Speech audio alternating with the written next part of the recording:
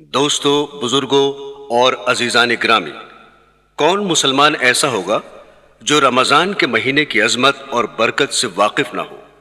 اللہ تعالیٰ نے یہ مہینہ اپنی عبادت کے لیے بنایا ہے اور نہ معلوم کیا کیا رحمتیں اللہ تعالیٰ اس مہینے میں اپنے بندوں کی طرف مبذول فرماتے ہیں۔ ہم اور آپ ان رحمتوں کا تصور بھی نہیں کر سکتے۔ اس مہینے کے اندر بعض اعمال ایسے ہیں جن کو ہر مسلمان جانتا ہے اور اس پر عمل بھی کرتا ہے۔ مثلا اس ماہ میں روزے فرض ہیں۔ الحمدللہ مسلمانوں کو روزہ رکھنے کی توفیق ہو جاتی ہے، اور تراویح کے بارے میں معلوم ہے کہ یہ سنت ہے اور مسلمانوں کو اس میں شرکت کی سعادت حاصل ہو جاتی ہے۔ لیکن اس وقت ایک اور پہلو کی طرف توجہ دلانا چاہتا ہوں۔ دوستو، عام طور پر یہ سمجھا جاتا ہے کہ رمضان المبارک کی خصوصیت صرف یہ ہے کہ اس میں روزے رکھے جاتے ہیں اور رات کے وقت تراویح پڑھی جاتی ہے، اور بس اس کے علاوہ اور کوئی خصوصیت نہیں۔ اس میں تو شک نہیں ہے کہ یہ دونوں عبادتیں اس مہینے کی بڑی اہم عبادات میں سے ہیں، لیکن بات صرف یہاں تک ختم نہیں ہوتی، بلکہ در حقیقت رمضان المبارک ہم سے اس سے زیادہ کا مطالبہ کرتا ہے۔ اور قرآن کریم میں اللہ جل شانہ نے ارشاد فرمایا ہے کہ میں نے جنات اور انسانوں کو صرف ایک کام کے لیے پیدا کیا، اور وہ یہ کہ میری عبادت کریں۔ گویا اللہ تعالیٰ نے انسان کی تخلیق کا بنیادی مقصد یہ بتایا کہ وہ اللہ کی عبادت کرے۔ یہاں بعض لوگوں کو، خاص کر نئی روشنی کے لوگوں کو، یہ شبہ ہوتا ہے کہ اگر انسان کی تخلیق کا مقصد صرف عبادت تھا تو اس کام کے لیے انسان کو پیدا کرنے کی کیا ضرورت تھی؟ یہ کام تو فرشتے پہلے سے بہت اچھی طرح انجام دے رہے تھے، اور وہ اللہ کی عبادت، تسبیح اور تقدیس میں لگے ہوئے تھے۔ یہی وجہ ہے کہ جب اللہ تعالیٰ نے حضرت آدم علیہ السلام کو تخلیق فرمانے کا ارادہ کیا اور فرشتوں کو بتایا کہ میں اس طرح کا ایک انسان پیدا کرنے والا ہوں، تو فرشتوں نے بے ساختہ یہ کہا کہ آپ ایک ایسے انسان کو پیدا کر رہے ہیں جو زمین میں فساد مچائے گا اور خون ریزی کرے گا، اور عبادت، تسبیح اور تقدیس ہم انجام دے رہے ہیں۔ اسی طرح آج بھی اعتراض کرنے والے یہ اعتراض کر رہے ہیں کہ اگر انسان کی تخلیق کا مقصد صرف عبادت ہوتا تو اس کے لیے انسان کو پیدا کرنے کی ضرورت نہیں تھی۔ یہ کام تو فرشتے پہلے ہی انجام دے رہے ہیں۔ بے شک اللہ تعالیٰ کے فرشتے اللہ تعالیٰ کی عبادت کر رہے تھے، لیکن ان کی عبادت بالکل مختلف نوعیت کی تھی، اور انسان کے سپرد جو عبادت کی گئی وہ بالکل مختلف نوعیت کی تھی، اس لیے کہ فرشتے جو عبادت کر رہے تھے ان کے مزاج میں اس کے خلاف کرنے کا امکان ہی نہیں تھا۔ وہ اگر چاہے کہ عبادت نہ کریں تو ان کے اندر عبادت چھوڑنے کی صلاحیت نہیں۔ اللہ تعالیٰ نے ان کے اندر سے گناہ کرنے کا امکان ہی ختم فرما دیا، اور نہ انہیں بھوک لگتی ہے، نہ ان کو پیاس لگتی ہے، اور نہ ان کے اندر شہوانی تقاضا پیدا ہوتا ہے، حتیٰ کہ ان کے دل میں گناہ کا وسوسہ بھی نہیں گزرتا۔ گناہ کی خواہش اور گناہ پر اقدام تو دور کی بات ہے۔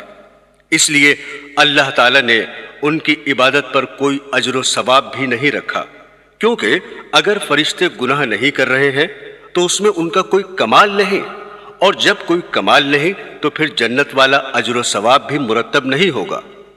مثلا ایک شخص بینائی سے محروم ہے، جس کی وجہ سے ساری عمر اس نے نہ کبھی فلم دیکھی، نہ کبھی ٹی وی دیکھا، اور نہ کبھی غیر محرم پر نگاہ ڈالی۔ بتائیے کہ ان گناہوں کے نہ کرنے میں اس کا کیا کمال ظاہر ہوا؟ اس لیے کہ اس کے اندر ان گناہوں کے کرنے کی صلاحیت ہی نہیں ہے۔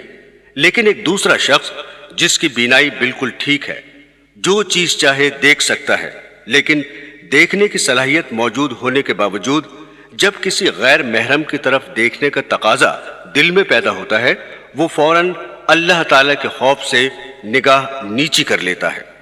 اب بظاہر دونوں گناہوں سے بچ رہے ہیں، لیکن دونوں میں زمین آسمان کا فرق ہے۔ پہلا شخص بھی گناہ سے بچ رہا ہے اور دوسرا شخص بھی گناہ سے بچ رہا ہے، لیکن پہلے شخص کا گناہ سے بچنا کوئی کمال نہیں، اور دوسرے شخص کا گناہ سے بچنا کمال ہے۔ لہٰذا اگر ملائکہ صبح سے شام تک کھانا نہ کھائیں تو یہ کوئی کمال نہیں، اس لیے کہ انہیں بھوک ہی نہیں لگتی اور انہیں کھانے کی حاجت ہی نہیں، لہٰذا ان کے نہ کھانے پر کوئی اجر و ثواب بھی نہیں۔ لیکن انسان ان تمام حاجتوں کو لے کر پیدا ہوا ہے، لہٰذا کوئی انسان کتنے ہی بڑے سے بڑے مقام پر پہنچ جائے، حتیٰ کہ سب سے اعلیٰ مقام یعنی نبوت پر پہنچ جائے، تب بھی وہ کھانے پینے سے مستثنی نہیں ہو سکتا۔ چنانچہ کفار نے انبیاء پر یہی اعتراض کیا، جس کے بارے میں قرآن پاک میں ارشاد ہوا، یہ رسول کیسے ہیں جو کھانا بھی کھاتے ہیں اور بازاروں میں چلتے پھرتے بھی ہیں؟ تو برادران اسلام، کھانے کا تقاضا انبیاء کے ساتھ بھی لگا ہوا ہے۔ اب اگر انسان کو بھوک لگ رہی ہے لیکن اللہ کے حکم کی وجہ سے کھانا نہیں کھا رہا ہے تو یہ کمال کی بات ہے۔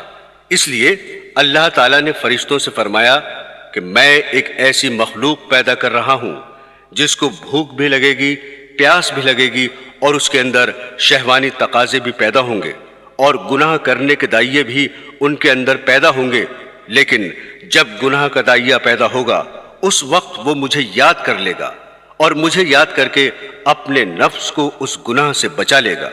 اس کی یہ عبادت اور گناہ سے بچنا ہمارے یہاں قدر و قیمت رکھتا ہے، اور جس کا اجر و ثواب اور بدلہ دینے کے لیے ہم نے جنت تیار کر رکھی ہے، اس لیے کہ اس کے دل میں دائیہ اور تقاضا ہو رہا ہے اور خواہشات پیدا ہو رہی ہیں اور گناہ کے محرکات سامنے آ رہے ہیں، لیکن یہ انسان ہمارے خوف اور ہماری عظمت کے تصور سے اپنی آنکھ کو گناہ سے بچا لیتا ہے، اپنے کان کو گناہ سے بچا لیتا ہے، اپنی زبان کو گناہ سے بچا لیتا ہے، اور گناہوں کی طرف اٹھتے ہوئے قدموں کو روک لیتا ہے، تاکہ میرا اللہ مجھ سے ناراض نہ ہو جائے۔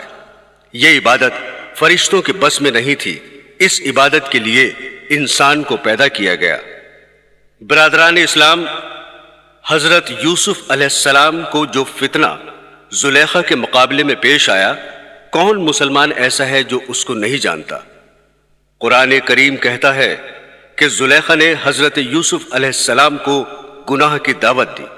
اس وقت زلیخا کے دل میں بھی گناہ کا خیال پیدا ہوا اور حضرت یوسف علیہ السلام کے دل میں بھی گناہ کا خیال آ گیا۔ عام لوگ تو اس سے حضرت یوسف علیہ السلام پر اعتراض اور ان کی تنقیص بیان کرتے ہیں، حالانکہ قرآن کریم یہ بتلانا چاہتا ہے کہ گناہ کا خیال آ جانے کے باوجود اللہ تعالیٰ کے خوف اور ان کی عظمت کے استحضار سے اس گناہ کے خیال پر عمل نہیں کیا، اور اللہ تعالیٰ کے حکم کے آگے سر تسلیم خم کر لیا۔ لیکن اگر گناہ کا خیال بھی دل میں نہ آتا اور گناہ کرنے کی صلاحیت ہی نہ ہوتی اور گناہ کا تقاضا ہی پیدا نہ ہوتا تو پھر 1000 مرتبہ زلیخا گناہ کی دعوت دے، پھر تو کمال کی کوئی بات نہیں تھی۔ کمال تو یہی تھا کہ گناہ کی دعوت دی جا رہی ہے، ماحول بھی موجود ہے، حالات بھی سازگار ہیں اور دل میں خیال بھی آ رہا ہے، لیکن ان سب چیزوں کے باوجود اللہ کے حکم کے آگے سر تسلیم خم کر کے فرمایا کہ معاذ اللہ، میں اللہ کی پناہ چاہتا ہوں۔ یہ عبادت ہے جس کے لیے اللہ تعالیٰ نے انسان کو پیدا فرمایا۔